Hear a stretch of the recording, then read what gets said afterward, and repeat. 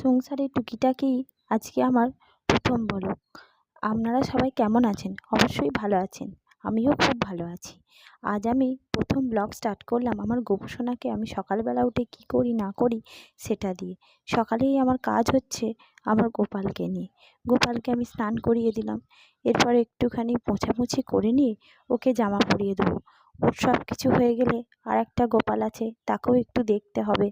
ব্যাস, আমার চান করানো কমপ্লিট, মোছামুছিও কমপ্লিট। এবার ওকে জামা পরানোর পালা। এবার ওকে একটু সাজুগুজু করিয়ে দিতে পারলে, না দিলে বেশ দেখতে ভাল লাগে না, আর নিজেরও মনটা ভাল লাগে না।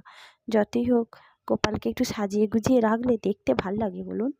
ব্যাস, এবার ওকে হার ফার পরিয়ে মুকুট, বাঁশি সব দিয়ে দিয়ে এবার ওকে করিয়ে নিলাম। তারপর আমি একটু চন্দন ঘষে নেবো, কারণ চন্দন ছাড়া, তুলসী পাতা ছাড়া তো আর গোপালের পুজো হবে না। দেখুন, আমার চন্দন ঘষাও কমপ্লিট হয়ে গেছে। এবার পুজোর সব জোগাড় করে পুজোটা করে নেওয়ার পর আপনাদের কাছে আবার আমি ফিরে আসছি। এবার পুজো করাও হয়ে গেল, এবার আরতি করাও কমপ্লিট। এরপর আমার ব্লগটা এখানেই শেষ হলো। আবার নেক্সট ব্লগ নিয়ে আবার পরের দিন ফিরে আসবো। টাটা।